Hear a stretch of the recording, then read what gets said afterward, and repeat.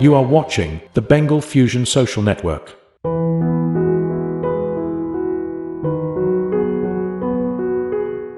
নমস্কার, বেঙ্গল ফিউশন চ্যানেলে আপনাদের সকলকে স্বাগত জানাই। আমরা আপনাদের কাছে কয়েকদিন আগে প্রতিশ্রুতি দিয়েছিলাম যে খাদ্য বিষয়ক সচেতনতা নিয়ে আমরা বেশ কিছু এপিসোড আপনাদের কাছে তুলে ধরব এবং আমাদের স্বনামধন্য কিছু বিশেষজ্ঞদের আপনাদের সামনে নিয়ে আসব। তারা জানাবেন যে এই যে খাদ্য আমরা যে খাই, নানান ধরনের খাবার খেয়ে আমরা যে আমাদের শরীরের ব্যালেন্সকে, শরীরের পুষ্টিকে ব্যালেন্স করি, সেক্ষেত্রে কোথায় কোথায় কি ঘাটতি হচ্ছে বা কি ধরনের নিয়ম শৃঙ্খলা মানা উচিত খাদ্য গ্রহণের ক্ষেত্রে, সেই ব্যাপারটুকু আপনাদের কাছে তুলে ধরবার জন্য আমরা আজকে বেঙ্গল ফিউশন চ্যানেলে আমাদের মধ্যে যাকে পেয়েছি, যিনি তার অতি ব্যস্ততার মধ্যেও আমাদের জন্য সময় দিয়েছেন, ডক্টর অনুপম পাল। অনুপম দা, আপনাকে স্বাগত জানাই বেঙ্গল ফিউশন চ্যানেলে। অনুপম দা প্রায় 20 বছরের বেশি সময় ধরে জৈব কৃষির দেশজ ফসলের ওপরে কাজ করছেন এবং নিরাপদ খাদ্যের একনিষ্ঠ প্রচারক। অনুপম দা, আপনাকে আজকে আমার একটা বেঙ্গল ফিউশন চ্যানেলের তরফ থেকে প্রথম যে প্রশ্নটি, যেটি জিজ্ঞাসা আমাদের, সেটি হচ্ছে যে আমরা তো বাঙালি, শুধু বাঙালি নই, ভারতীয় উপমহাদেশে বিশেষ করে ভাতের একটা ভীষণ গুরুত্বপূর্ণ ভূমিকা রয়েছে। আমরা ব্রেকফাস্টও, অনেক পরিবার আছে যারা ব্রেকফাস্টও ভাত খায়। ভাত তো চাল থেকে হয়, চালের নানা ধরনের জাত আছে। আপনি আপনার মতে, আপনি তো দীর্ঘদিনের অভিজ্ঞতা আপনার মতে ঠিক কি ধরনের চালের ভাত খাওয়া আমাদের জন্য যুক্তিযুক্ত, স্বাস্থ্যকর এবং অবশ্যই পুষ্টিগত দিক দিয়ে উন্নত মানের, আপনার কি মনে হয়? এটা ভীষণ প্রাসঙ্গিক এই প্রশ্নটা, বহু মানুষই করে থাকেন। আসলে আমাদের তো বিজ্ঞাপিত দুনিয়া, এই বিজ্ঞাপিত দুনিয়াতে দেখানো হয় যে চকচকে চালের একটা বস্তা বা সেই চকচকে চালের ভাত দেখানো হয়, মানে বলা হয় যে সরু চাল। কখনো বলা হয় না সরু চাল মানেই কি পুষ্টিকর, সেই কথাটা বলা হয় না। দেখতে সুন্দর বলে আমরা খাই। চালের তো দুটো অংশ, আপনারা জানেন যে চালের উপরে একটা পাতলা লেয়ার থাকে, ওটাকে বলে ব্র্যান, আর নিচে আমাদের মূল খাবারটা কার্বোহাইড্রেট আর কি, মানে ফাইবার আর কার্বোহাইড্রেট। মূলত প্রোটিন আছে অল্প, 7%-এর মতো প্রোটিন আছে, তারপরে জিঙ্ক আছে, অন্যান্য ট্রেস এলিমেন্ট আছে। এটা নিয়ে হচ্ছে চালের গঠন। এবার আমি যখন এই চকচকে চালটা খাচ্ছি, চকচকে চাল খাওয়া মানে কিন্তু মানে ফাইবার ছাড়া শুধু কার্বোহাইড্রেট, একেবারেই স্বাস্থ্যকর নয়। 2রা অক্টোবর আমরা গান্ধীজির জন্মদিন পালন করি, কিন্তু গান্ধীজি সংস্কারক হিসেবে তিনি অনেক বার্তা আমাদের দিয়েছিলেন। 1935 সালে তার যে হরিজন পত্রিকায় তিনি লিখেছিলেন যে রাইস মিল নতুন সেই সময় বসানো হচ্ছে, এই রাইস মিলগুলো থেকে যে চাল তৈরি হবে, চকচকে চাল, সেই চাল খেয়ে ভারতবাসীর স্বাস্থ্যহানি হবে। এটা 1935 সালের ভবিষ্যৎবাণী। আজকে দেখুন ঘরে ঘরে শুধু কার্বোহাইড্রেট খেয়ে কি অবস্থা, এটা সবাই জানেন। তাহলে আমাদের চাল এমন খেতে হবে যে চালে মানে যেন ফাইবার থাকে, মানে আঁশ যেন থাকে, উপরে যেন সেমি পলিশড, বা মোটামুটি আনপলিশড হতে হবে। সে ঢেঁকি বাদ দিন, ঢেঁকি ছাড়া এখন পাওয়া যাবে না, কিন্তু এখন অনেক আমাদের মেশিন আছে, হ্যাঁ অনেক মেশিন আছে, সেই মেশিনে এরকম সেমি পলিশড, আনপলিশড চাল কিন্তু পাওয়া যাচ্ছে, বহু সংস্থা তারা বিক্রি করছে। আচ্ছা, তো এই চাল আমাদের খাওয়া দরকার। আর একটা কথা এখানে বলি, এখন দেখবেন বহু মানুষ বলছেন যে ব্রাউন রাইস, মানে অ্যাজ সাচ যে মানে চালের রং যেন ব্রাউন হতে হবে, তাহলেই বোধহয় এটা খুব পুষ্টিকর হবে। ব্যাপারটা হচ্ছে এটা ব্র্যান রাইস। মানে চাল যখন উঠতো, ইংরেজরা যখন আমাদের দেশে রাজত্ব করত, এই আশ্বিন কার্তিক মাসে থেকে চাল উঠতে শুরু করতো, মূলত আউশ ধান। এই চালগুলো একটু লালচে টাইপের ছিল, মানে উইথ ব্র্যান। তো এটা তখন ঢেকিতে ছাটা হতো এবং তারা এটাকে বলতেন যে ব্র্যান রাইস উইথ ব্র্যান। এবার এই চালগুলো বেশিরভাগটাই ছিল কিন্তু লালচে টাইপের, আউশ চাল সমস্তটাই ছিল লালচে টাইপের। তো এখন সেটা কি করে পাল্টে হয়ে গেল ব্রাউন। আচ্ছা, মূল ব্যাপারটা হচ্ছে চালের যে পাতলা যে খোসাটা বলছি ব্র্যান, সেটার কালার বিভিন্ন হতে পারে, সাদা হতে পারে, লাল হতে পারে, অ্যাম্বার কালার হতে পারে, হালকা হলুদ হতে পারে, পার্পল হতে পারে, ব্ল্যাক হতে পারে, রেড হতে পারে, এত রকম। মানে এগুলো কিন্তু সবই হচ্ছে তথাকথিত ব্রাউন রাইস। মানে ব্রাউন রাইস কিন্তু হোয়াইটটা হতে পারে সেই অনুযায়ী। মানে ব্র্যান্ড রাইস, ব্র্যান্ড থাকতে হবে আর কি। তা আমাদের এরকম চাল খেতে হবে যাতে ব্র্যান্ড আছে। যেমন ধরুন আমাদের দেশজ চাল, চামনমণি, দুধেশ্বর, কেরালা সুন্দরী, মোটা চাল, বহুরূপী,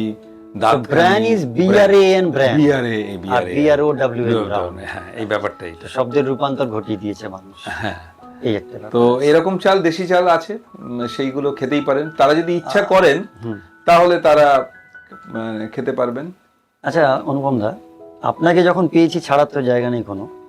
মেডিকেল ওয়ার্ল্ডে এখন আমরা দেখছি যে diabetes insipidus and diabetes mellitus এটা মহামারী আকার নিয়েছে, এবং চিকিৎসকদের একটা অ্যাভারেজ অ্যাডভাইস হচ্ছে ভাতটাকে অ্যাভয়েড করতে বলে। আমার পেশেন্টদের আমি দেখেছি বলে আমি ভাত খাই না।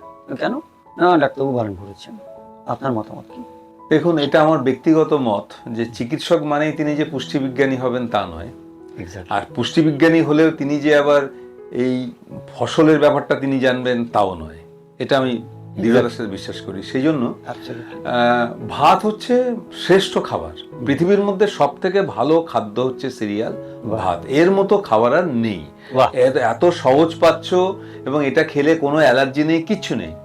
এবং তার বদলে যে রুটি খাওয়ার কথা বলছে, রুটিতে আছে মানে গম, তো গমে রয়েছে গ্লুটেন। গ্লুটেন একটা অ্যামিনো অ্যাসিড, এবং গ্লুটেন থেকে অনেকের গ্লুটেন অ্যালার্জি হতে পারে। আর দ্বিতীয় হচ্ছে গ্লুটেনটা কিন্তু আবার ওই ডায়াবেটিসকে আবার মানে এনহ্যান্স করতে পারে। তো আমি কেন বলবো, আমি কেন লাল চালের কথা বলবো না? আমি মানুষকে বলবো যে লাল চাল খেতে বা সেমি পলিশড খেতে, আনপলিশ চাল খেতে বলবো। এটাই আমার বক্তব্য। আর আমি বলবো ডায়াবেটিস হলে সেটা মিলেট যেন খাবার তারা খান।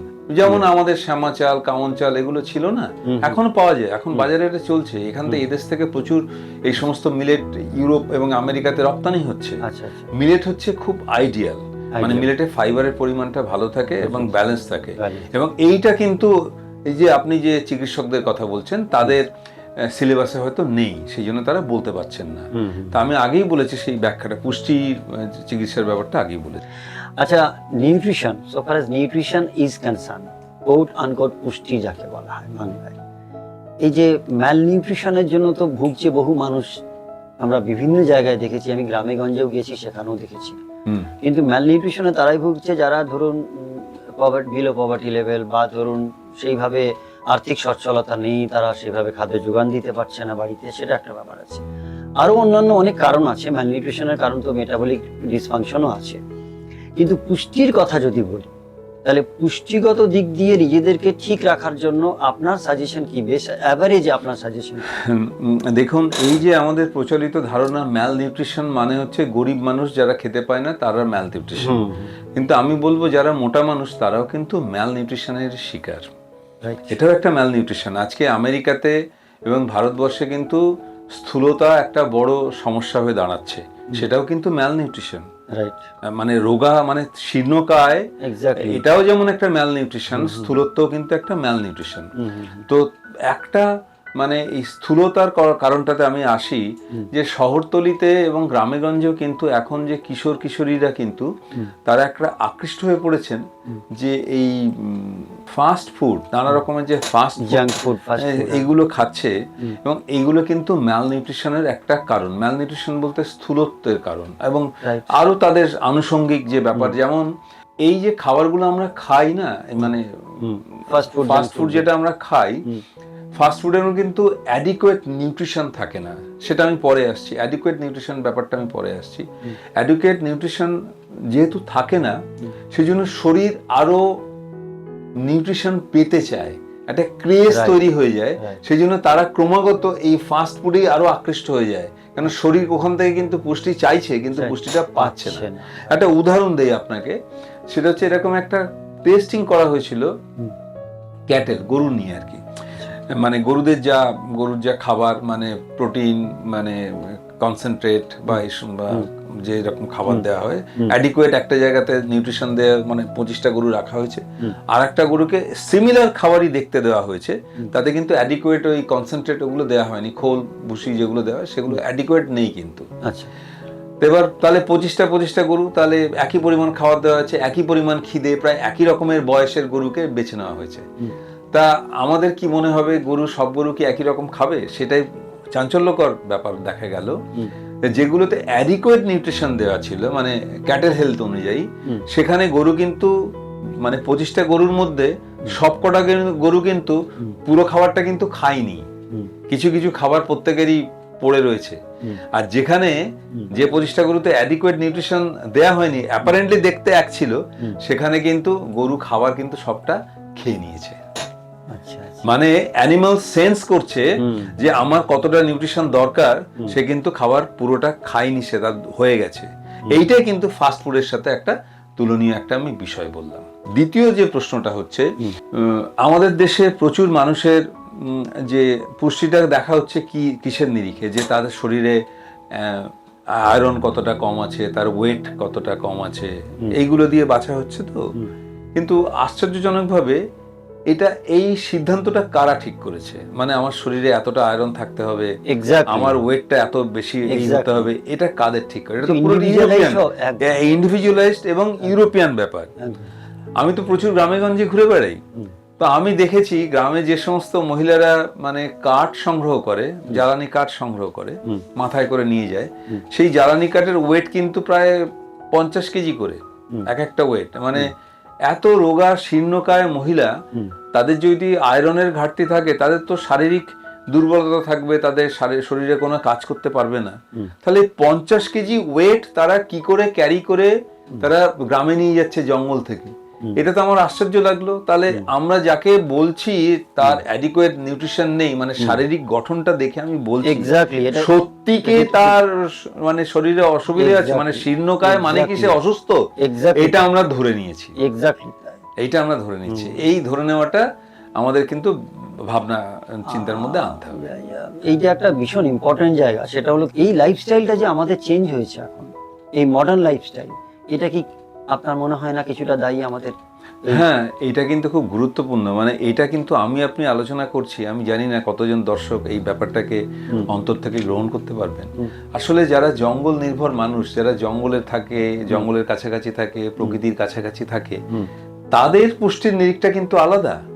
যারা শহরে, যিনি 50 তলার উপরে আছেন, তার যে ব্যাপার, আর যিনি গ্রামে রয়েছেন, একদম জঙ্গলের কাছে রয়েছেন, এবং ভোরবেলা জঙ্গলে তিনি হাঁটাহাঁটি করেন, বিকেলে জঙ্গলে ঘোরাঘুরি করেন, তার মানে স্বাস্থ্য এবং মানে পুষ্টির ব্যাপারটা সম্পূর্ণ আলাদা। দেখা গেছে এই যে জঙ্গল থেকে যে বিভিন্ন রকম ফুলের গন্ধ, বিভিন্ন রকমের পাতার নির্যাস গন্ধ, ভোলাটাইল অয়েলস, এটা যে জঙ্গলের মধ্যে দিয়ে যাওয়ার সময় যখন নাক দিয়ে তারা নিচ্ছে, প্রত্যেকটা আমাদের শরীরের পক্ষে অত্যন্ত উপকারী জিনিস। তার মানে ওই অ্যাম্বিয়েন্সটা ভীষণ দরকার, খুব দরকার। স্বাস্থ্য ভালো রাখতে গেলে এইরকম একটা পরিবেশ কিন্তু। তো our health entirely depends on our mind also. Mind, yes, তাই তো? হ্যাঁ। তো তুমি এই দিক থেকে তোমার একটু যদি তোমার এক্সপার্ট ওপিনিয়ন পাই, মন যখন বিষিয়ে যায়, তুমি যতই নিউট্রিশাস ফুড খাও না কেন, সেটা কিন্তু টক্সিসিটিতে রূপান্তরিত হয়, সেটা কাজে লাগে না শরীরে। What is your opinion about it? এটাও দারুণ প্রশ্ন কিন্তু, মনের ব্যাপারটা। আসলে মন যদি ভালো থাকে তাহলে কিন্তু আমার সব ভালো থাকবে। এটা খুব গুরুত্বপূর্ণ। ফোবিয়া, ফিয়ার বিরাট একটা ইম্পর্টেন্ট ব্যাপার। এবার দেখুন, গ্রামের লোক না অনেকে পশু পালন করে। যারা পশু পালন করে তারা কিন্তু অনেক মেন্টালি স্টেবল। তাদের মেন্টাল স্ট্রেস কিন্তু ওই পশুর সাথে থেকে, তাদের সাথে কথা বলে, তাদের খাবার দিয়ে একটা আলাদা তৃপ্তি পায়। সেটাতে তার মন যেমন ভালো থাকে, তার শরীর ভালো থাকে। এটা যারা পালন করছে, যারা পশুপালন করে, এটা তাদের সাথে কথা বললে আপনি বুঝতে পারবেন। এটা আপনি এই পডকাস্ট করে এটা ঠিক বোঝাতে পারবো না।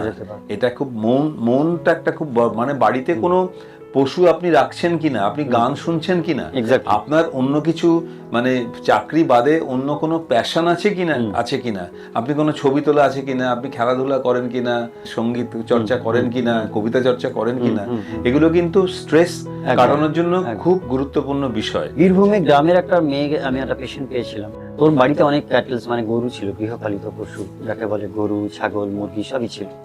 তো মেয়েটি ব্লাইন্ড ছিল, তো ওর কয়েকটা গরুদের সঙ্গে খুব ভালো বন্ধুত্ব হয়েছিল। কাউকে ও বিভিন্ন নামে ডাকতো, পিঙ্কি, রাহুল, এরম রাজু, এরম নাম ধরে ডাকতো। তো ও কলকাতায় আসে কোনো কারণে, চিকিৎসার কারণে, ওর দাদুর না কার চিকিৎসার কলকাতাতে থাকতে হয়।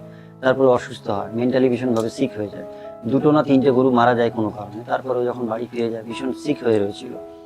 আমার সাথে যখন কনসাল্ট করে তখন আমি অনেক কিছু, ভেতরে সব কিছু আমাদের নিতে হয়। জানার পরে আমি বুঝতে পারি যে ও না গরুগুলোকে খুব মিস করছে যারা মারা গেছে। আমি বললাম ঠিক আছে, তুমি গ্রামের বাড়িতে গিয়ে থাকো।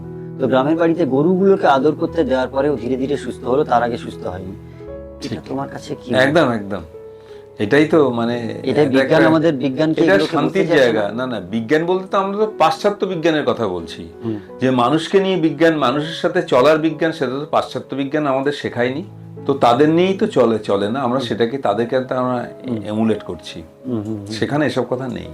সেখানে বলা আছে প্রকৃতিকে মারো, প্রকৃতি হচ্ছে ডাইনি, প্রকৃতিকে ধ্বংস করো, প্রকৃতিকে ধ্বংস করলে মানব কল্যাণ হবে। তো তাদের সঙ্গে আমাদের চলবে না। যেখানে আমাদের উপনিষদে বলা হয়েছে প্রকৃতি নিয়ে চলার কথা, প্রকৃতিকে নিয়ে বাঁচার কথা বলা আছে, প্রকৃতিকে আত্মস্থ করে করার কথা বলা আছে। অনুপম দা, our food decides our quality of your blood and the quality of your blood decides our character, right? তো সেখানে ফুড যখন বলছি তখন দুটো ফুড, একটা ফিজিক্যাল ফুড, একটা সাইকোলজিক্যাল ফুড। সাইকোলজিক্যাল ফুড ধরুন এই যে exchange of ideas and thoughts, কোন অ্যাটমসফিয়ারে আমি থাকি, আমার পরিবেশ কেমন, আমার পরিবার কেমন, আমি কোন কোন জিনিসের প্রতি টেস্ট রাখি, কি জিনিসের প্রতি আমার রুচি আছে, ইত্যাদিগুলো যেরকম ম্যাটার করে। At the same time physical food, যেগুলো ডাইনিং টেবিলে বসে আমরা বা মাটিতে বসে আমরা চিবিয়ে খাই, যেটা ফিজিক্যাল ফুডের কথা বলছি, সেগুলোর তো একটা নির্দিষ্ট প্যারামিটার্স রয়েছে, সেটা ব্যালেন্স ডায়েট আমরা করি। এখানে একটা মোস্ট ইম্পর্টেন্ট ফ্যাক্টর, সেটা হচ্ছে যে আমি রিসেন্টলি দেখছি ডায়াবেটিসের পাশাপাশি থাইরয়েডের অসুখটা অতিরিক্ত পরিমাণে বেড়েছে। এখানে লবণের একটা গুরুত্বপূর্ণ ভূমিকা আছে। There are different kinds of salts, pink salt, Himalayan pink salt, কত রকম বাজারে এসছে, কমার্শিয়াল সল্টস, টেবিল সল্ট, আমরা যেগুলো খাই আর কি। এখানে আপনার মতে which one is the best one that we should choose? দেখুন, খাবারে যেটা কম লাগে, লবণ তো আমাদের খুব কম মাত্রায় লাগে, সেটা যেন সব থেকে ভালো হয়, এটা প্রথম কথা। ভালো কাকে বলবো, ভালো কাকে বলবো? দেখুন, আগে তো আমরা মানে সামুদ্রিক লবণ খেয়ে এসেছি, সমুদ্রের লবণ, যেটা এখনো সমুদ্রের লবণ পাওয়া যায়।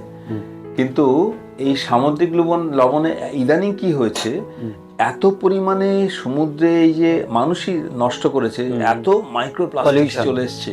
মাইক্রোপ্লাস্টিক মানে সমুদ্রের লবণের প্রচুর মাইক্রোপ্লাস্টিক্স এসছে। এবং সামুদ্রিক লবণ কিন্তু তৈরি করাটা খুব সহজ এবং কম পয়সায় পাওয়া যায়। তাতে আয়োডিন আছে, সবই আছে, আচ্ছা, সবই আছে, অ্যাডিকুয়েট আছে, আয়োডাইজ করার কোনো দরকার নেই। এবার আমাদের এই গলগণ্ড মানে আয়োডিনের সমস্যাটা কোথায় হয় সেটা জানতে হবে। সেটা হচ্ছে পাহাড়ি অঞ্চলগুলোতে জিওলজিক্যাল, ভূতাত্ত্বিক কারণে সেখানকার মাটিতে আয়োডিনের পরিমাণ কম। মাটিতে যদি আয়োডিনের পরিমাণ কম হয়, সেখানে উৎপাদিত যে ফসল বা সেখানকার জলে সেখানে আয়োডিনের পরিমাণ কম হবে, তা সেটা খেয়ে আমাদের শরীরে আয়োডিনের ঘাটতি হবে। তা সেই জন্য যারা পাহাড়ি অঞ্চলে থাকে সেখানে আয়োডাইজ সল্ট বা আয়োডিনের কথা বলা আছে। তাহলে আসমুদ্র হিমাচল কি করে একই লবণ আমাদের রেকমেন্ডেশন হলো, এটা কোন যুক্তি সেটা আমি খুঁজে পাইনি ব্যক্তিগতভাবে, আমি বুঝতে পারি। এটা তো ইন্ডিভিজুয়ালাইজড হওয়া উচিত। এবং ব্যাপারটা হচ্ছে কি, মানে আপনি যে জামাটা পরে আছেন, আপনার জামাটা নিশ্চয়ই আমার গায়ে হবে না, আমার জামাটা আপনার গায়ে হবে না। মানে একই জামা গোটা ভারতবর্ষের সবাইকে গায়ে দিতে হবে, এরকম একটা ব্যাপার হয়ে গেল। এবং এখন যে সল্ট, যে এখন যে আয়োডিন যুক্ত যে সল্ট, ওই সল্টটা আয়োডিন আছে ঠিক আছে, কিন্তু ওর সাথে 4 থেকে 5 রকমের অ্যান্টি কেকিং এজেন্ট দেওয়া হচ্ছে। আচ্ছা আচ্ছা। মানে ক্যালসিয়াম সিলিকেট, তারপরে পটাশিয়াম ফেরোসায়ানাইড, অনেক জিনিস এই যে আর্টিফিশিয়ালি এটাকে দেওয়া হচ্ছে। আর্টিফিশিয়ালি দেওয়া মানে এটাকে ফ্রি ফ্লোয়িং রাখার জন্য, মানে ভালো দেখতে হবে, ফ্রি ফ্লোয়িং রাখার জন্য। তাহলে আমার কথা হচ্ছে, আমি ফুডে তো আর্টিফিশিয়াল কোনো রকম জিনিসে অ্যালাউ করা উচিত নয়। তো সেখানে আবার লবণের মধ্যেই আর্টিফিশিয়াল জিনিস এইগুলো কেন থাকবে না? এই অ্যান্টি কেকিং এজেন্টগুলো কেন থাকবে?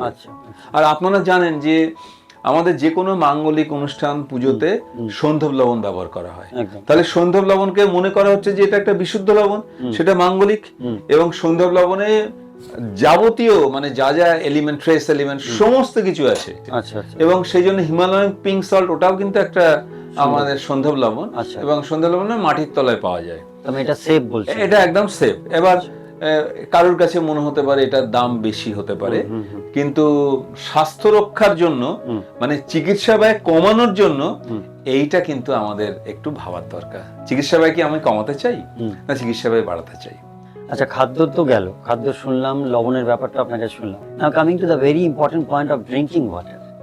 এই যে পিউরিফিকেশন করবার যে একটা প্রসিডিওর দেখা যায়, বিভিন্ন প্রসেস, রিভার্স অসমোসিস প্রসেস, নানা রকমের আরও ওয়াটার, নানা রকমের ফিল্টার রয়েছে।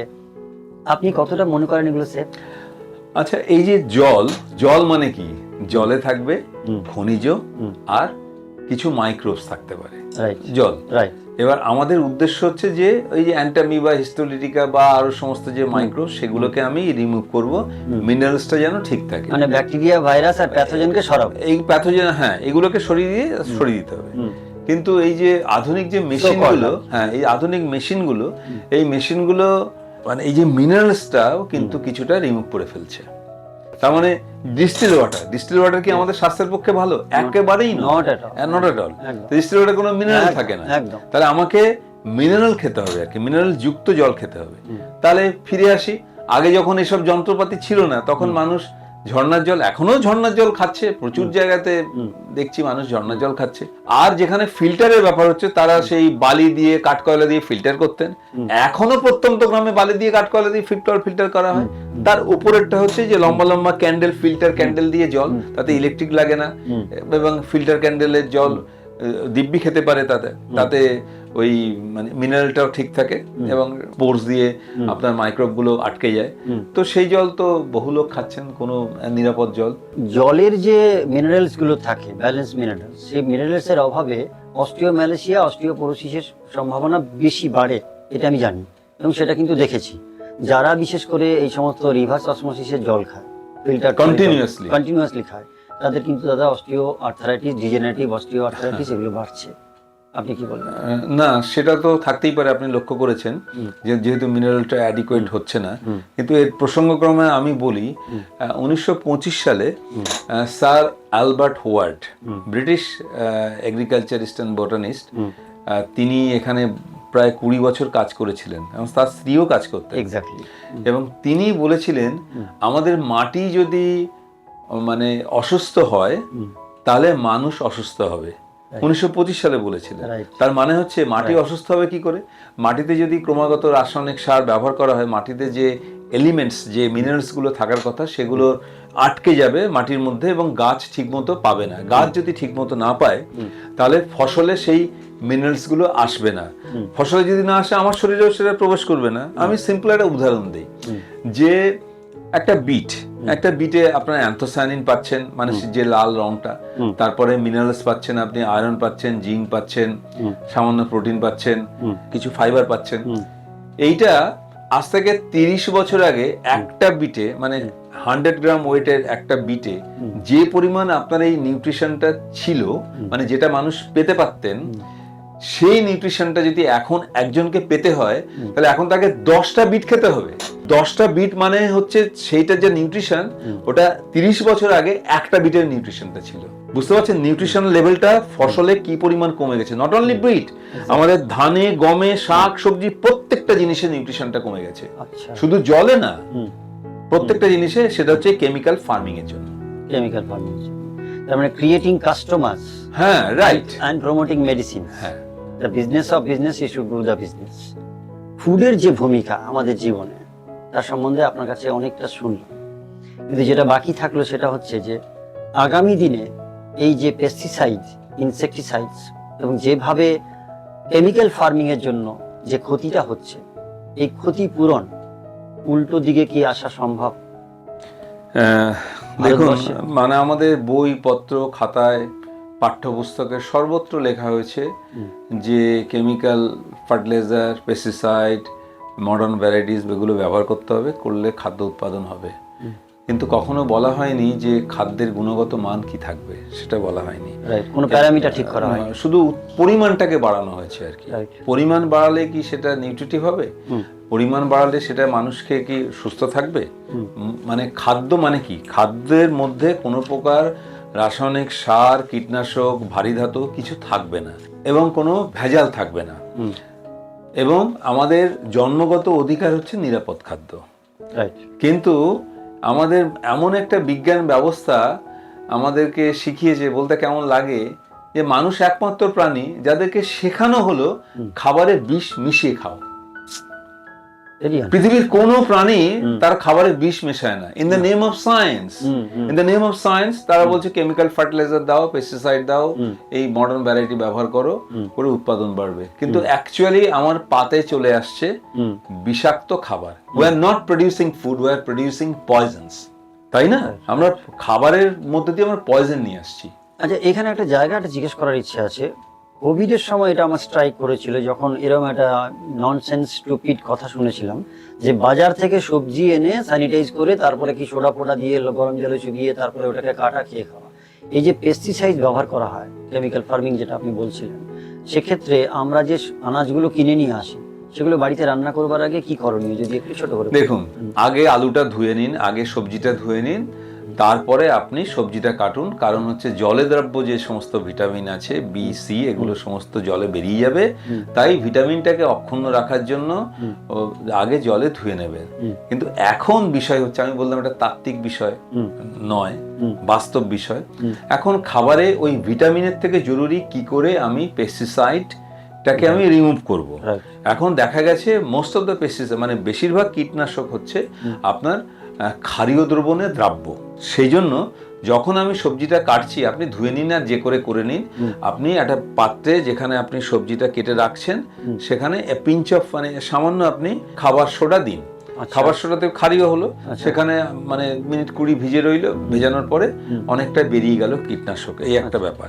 এটা এমনটা নয় যে কীটনাশক যুক্ত খাবার রান্না করলে হিটে অমৃত হয়ে যাবে, না, এরকম কোনো ব্যাপার নেই। কিন্তু আচ্ছা, হিটে অমৃত হয়ে যাওয়ার কোনো ব্যাপার নেই। যেমন মুরগির মাংস দেখুন না, মানে পৃথিবীর আমাদের দেশে যেভাবে মুরগির মাংস, মানে পোলট্রি মুরগির মাংস যেভাবে তাদের ফিড খাওয়ানো হয়, সেটা বহু পত্র পত্রিকাতে, ইউনিভার্সিটি তারা গবেষণা করে দেখেছে যে মুরগির মাংসের মধ্যে মানে যে সমস্ত উপাদান রয়েছে, বিশেষ করে অ্যান্টিবায়োটিক, সেটা কিন্তু মারাত্মক রকমের রয়েছে। এবং সেটা আমরা প্রায়ই আমরা খাচ্ছি আর কি, বুঝে না বুঝে। আমাদের এই যে প্রোটিনের ব্যাপারটা আছে, আমাদের একটা ধারণা দেওয়া হয়েছে আমাদের প্রোটিন খেতে হবে, কিন্তু সেই জন্য প্রোটিন পাওয়ার জন্য ওইসব পুষ্টিবিজ্ঞানীরা বলছেন যে এত প্রোটিন খেতে হবে, সপ্তাহে এত মাছ খেতে হবে, এত প্রোটিন এই খেতে হবে, ডিম খেতে হবে, সেই খেতে হবে।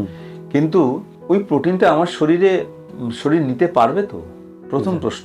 প্রোটিন আমার শরীরে নেওয়ার মতো আত্তীকরণ, মানে অ্যাসিমিলেট করার মতো অবস্থায় আছে তো? মিনারেলস আমার শরীরে অ্যাসিমিলেট করার মতো অবস্থায় আছে তো? মানে পেটে আমার শুধু খেলে তো হবে না, আমাকে অ্যাসিমিলেট করতে হবে। সে অ্যাসিমিলেট করার অবস্থায় আছে কি? মেটাবলিক ডিসফাংশন থাকতে পারে, মানে দিলেই বডিতে খেলেই হবে না। তাই এবার দেখুন, আমরা হিউম্যান বিইংস এর ক্ষেত্রে বলছি এত গ্রাম অ্যানিমাল প্রোটিন ভালো অ্যাসিমিলেট হয় দেন মানে ভেজিটেবল প্রোটিন, এটা বলা হচ্ছে আর কি। তো কিন্তু যারা ভেজিটেরিয়ান অ্যানিমাল, আপনি বলুন তো, যে এই যে গন্ডার, আপনার আমরা হাতি, গরু, মোষ, তারা তো সবটাই তো ভেজিটেরিয়ান। তাদের কি মাসেল কম আছে? তাদের শক্তি কম আছে? তাদের ওয়েট কম আছে? তাদের প্রোটিনের হিসেবটা কে দিচ্ছে বলুন তো? তাদের কোত্থেকে প্রোটিনটা পাচ্ছে? মানুষ তো বেসিক্যালি ভেজিটেরিয়ান। মানুষের দুটো ক্যানাইন টিথ থাকা মানে সে যে মাংসাশী হতে হবে তা নয়।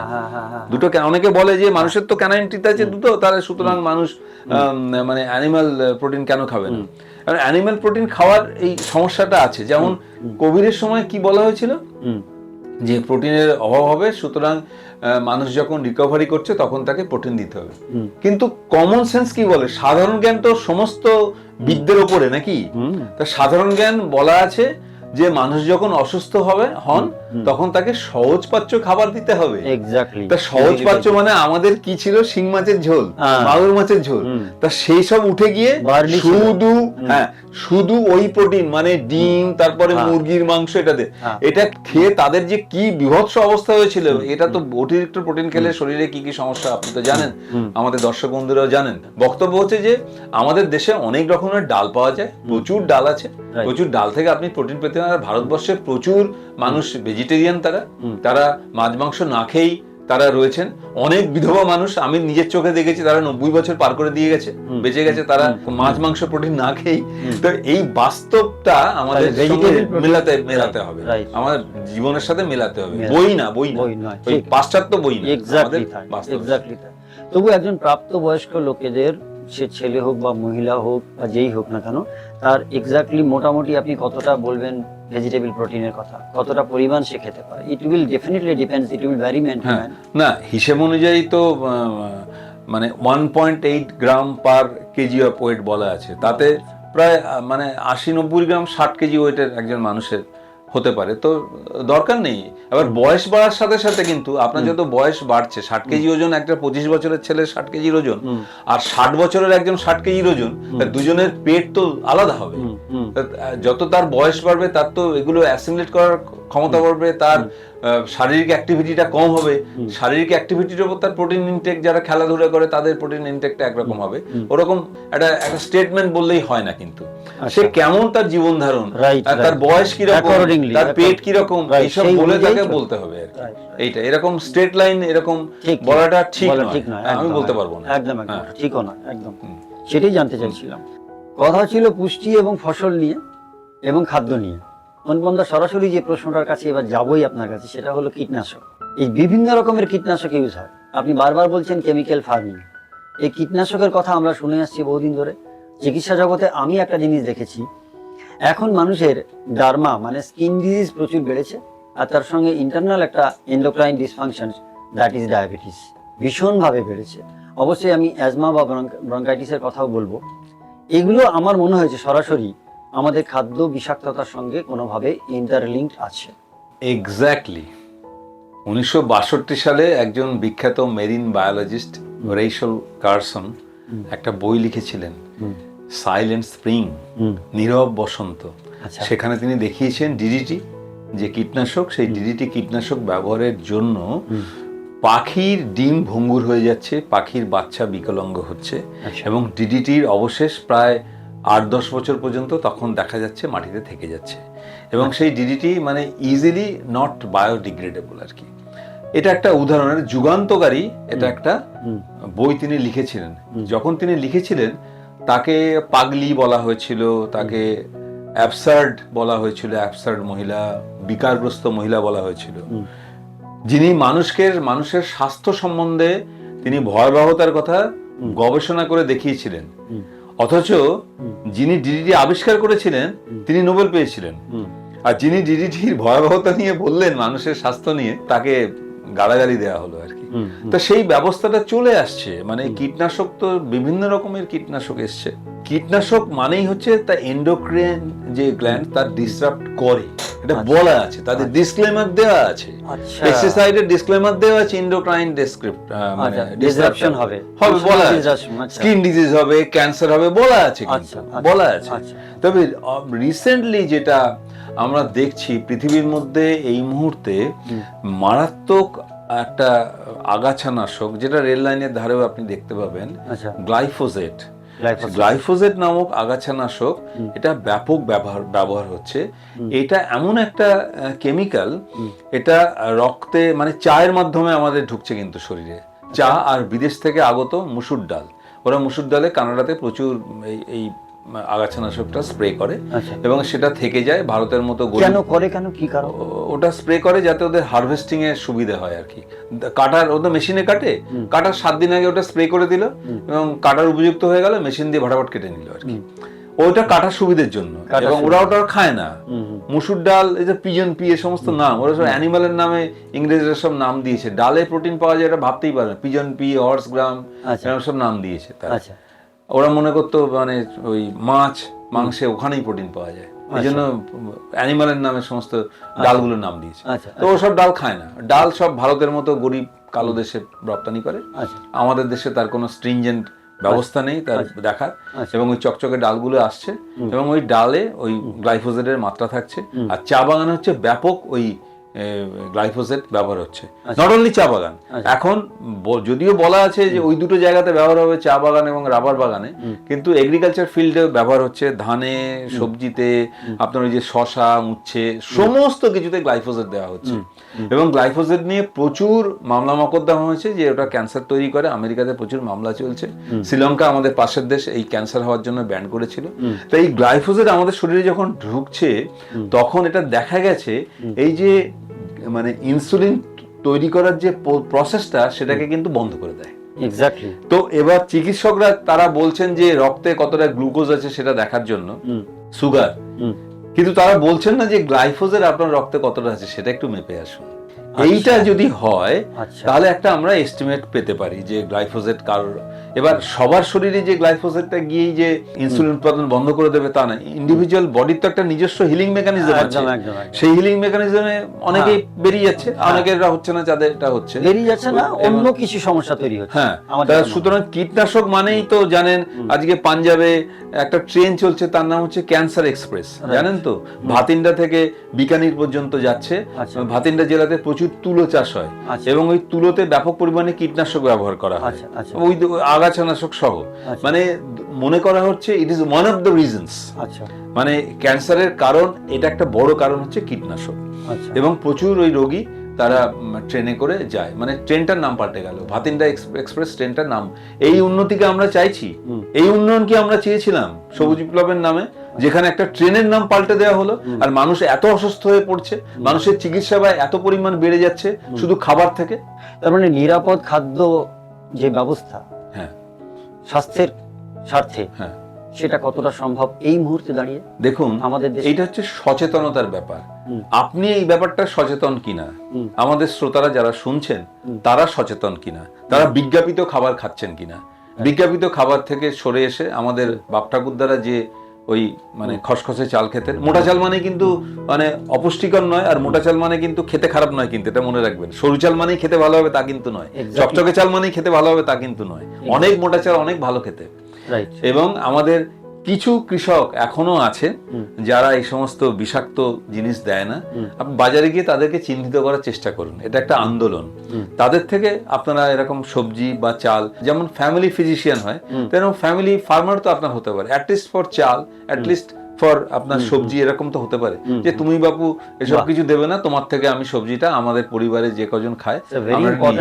তো এইটা তো আমরা তো কৃষকদের সাথে ডায়ালগ করতে পারি, যারা বাজারে আসছে, এটা তো কেউ করে দেবে না।